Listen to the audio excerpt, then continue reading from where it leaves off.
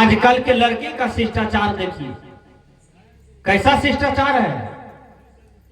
काठमांडू से पढ़ के आया है, पटना से पढ़ के आया है, और माँ बाप को प्रणाम भी नहीं करते हैं। मोटरसाइकिल लिया चला गया मगरजान टहलने के लिए, मोटरसाइकिल लिया चला गया बनमनखी घूमने के लिए, माँ बाप को प्रणाम नहीं करते हैं। और कहते हैं मैं बीएड कर रहा हूं, बीपीएससी कर रहा हूं, एसडीए बनूंगा, डीएम बनूंगा। सारा लक्ष्य ठीक है, लेकिन माँ बाप को प्रणाम कीजिए, माँ बाप के आज्ञा का आदेश का पालन कीजिए। भगवान राम को देखिए, राम कितने विद्वान थे, राम कितने चरित्रवान हुए, राम कितने प्रतिभा के संपन्न हुए। वैसा पुत्र आप भी बनिए। डीएम बनना ठीक है, एसपी भी बनना ठीक है, मास्टर डॉक्टर बनना ठीक है, लेकिन आप माँ बाप को प्रणाम कीजिए, बड़े भाई को आदर दीजिए। सर्विस हो जाता है, पैसा वाला हो गया तो वह परिवार के रिलेशने को तोड़ देता है, किसी को पहचानबो नहीं करता है कि मेरा भाई है, मेरा भाभी है, मेरा ये है वो है, नहीं पहचानता। कहने का भाव है कि आदमी अपनों को नहीं पहचानते हैं तो ये उनकी भूल है। यदि वह अपनों को पहचान ले तो फिर इसमें कहीं दिक्कत नहीं है। धन हो गया, पैसा हो गया तो व्यवहार कभी नहीं भूलना चाहिए। सद्व्यवहार कभी भी मनुष्य को नहीं छोड़ना चाहिए, अच्छा व्यवहार करना चाहिए हर आदमी को। गुरुवर कबीर कहते हैं एक जगह, दादा भाई बाप के लेखों चरणन हुई हो बंदा, अब की पुरिया जो निर्वारे सोई जन सदानंदा। हर आदमी को कबीर साहब से शिष्टाचार सीखना चाहिए। वो क्या है?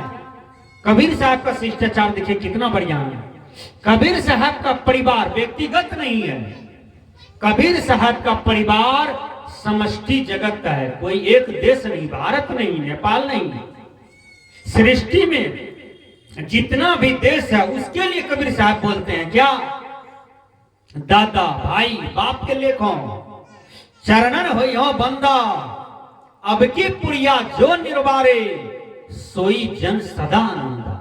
कहते हैं कि मैं तुमको दादा कहता हूं। देखिए कबीर साहब की विनम्रता, कोई अहंकार है? दादा कहता हूं और ऐसे हाथ जोड़े हुए, कोई अहंकार नहीं। जो हाथ जोड़ लिया कोई अहंकार नहीं, जो हाथ नहीं जोड़ा तो जैसे खेत में खखड़ी देखे हैं जिसमें धान नहीं होता है, खखड़ी खड़े रहता है, वो झुका हुआ नहीं रहता है।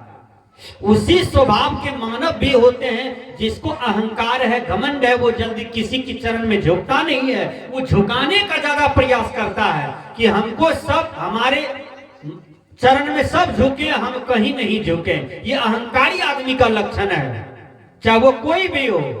नहीं, माँ बाप को सुबह शाम प्रणाम कीजिए, दादा दादी को प्रणाम कीजिए, और गांव में विद्वान हो, चरित्रवान हो, गुरु तुल्य हो तो उसको जरूर नमन बोलिए।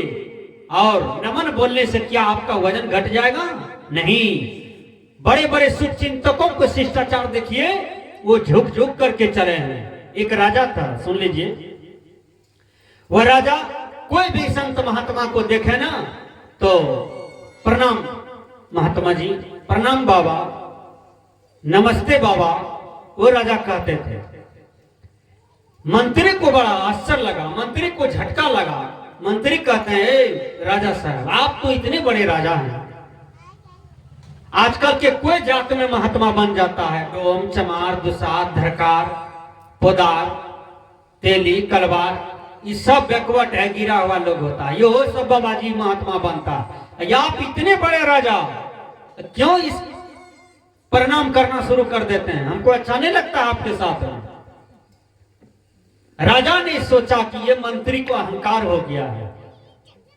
राजा विनम्र थे, राजा अच्छा अच्छा ग्रंथ को पढ़ते थे, राजा संत महापुरुषों से उनको प्रेम था, उनके अंदर में आध्यात्मिक ज्ञान था, उसको राजपाट धन दौलत का अहंकार नहीं था। राजा सोचा मंत्री के अहंकार को तोड़ना चाहिए, प्रैक्टिकल करके तोड़ देना चाहिए। एक दिन मंत्री को बुलाया, कहा मंत्री,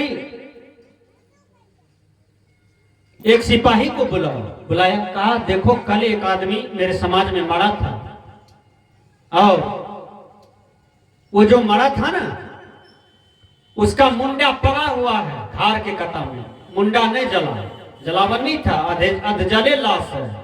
ऐसा करो, उसके मुंडा को लाओ। लाए, कहा मंत्री जी इस मुंडा को टोकरी में ले ले। टोकरी में लिया, कहा जाओ हाट में, मगुरजान हाट में 5,000 टका इस मुंडा का दाम रखना और बेच के लाओ। गया टोकरी में, हाट में सब चीज बिक रहा था, ये मनुष्य का मुंडा था, वो 5,000 टका की, 5 पैसा में कोई नहीं लगा उसको, वो नहीं बिका मुंडा। टोकरी में लेके राजा साहब के पास आ गए मंत्री, कहा बिका?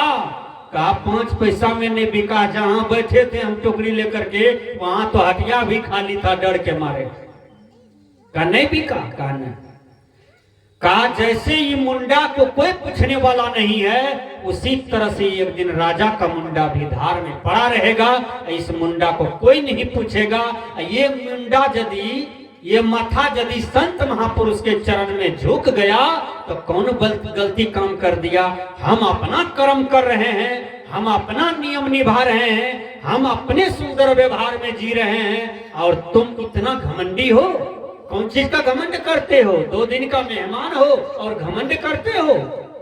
अरे यहां से कितने कितने घमंडी चला गया है। गए रामो गए लक्ष्मणा, संग न गई सीता ऐसी धना, जात कौरवे लागू न बाड़ा, गए भोज जिन साजल धारा। दुर्योधन के पक्ष से लड़ने वाला ढेरी आदमी था, हैं? महाभारत में सब पलटे पर गिर गया, हैं? कुछ हो गया? सब चीज वहीं रह गया, अपना वहीं सड़ गया, लाश भी कोई उठाने वाला नहीं था महाभारत में। विचार कीजिएगा। साहब लिखते हैं एक जगह कि 56 करोड़ यादव मरा था महाभारत में। कबीर साहब ने वहां दिया एक उपमा, 56 करोड़ यादव मरा था, और विदेश से लोग सब आए थे, जिनका युद्ध हुआ वो मारा गया। 56 करोड़ यादव का गिनती लिए हैं बीजक में, और की बात तो छोड़िए, जहां 56 करोड़ 18 दिन तक महाभारत चला, और 18 दिन के अंदर में 56 करोड़ लोग कुरुक्षेत्र में घोलटा हुआ था, ऐसे महक रहा था, कचील कौवा गिद्ध उसके देह को खा रहा था। विचार कीजिए। अरे मंत्री, तू इस माथा का अहंकार करते हो, तब अहंकार टूट गया मंत्री का। कहा राजा साहब आज आपसे बहुत बड़ा झटका मिला, मनुष्य को विनम्र रहना चाहिए, मनुष्य को सरल रहना चाहिए, मनुष्य को शिष्टाचार में रहना चाहिए, मनुष्य को सदाचार में रहना चाहिए। मैं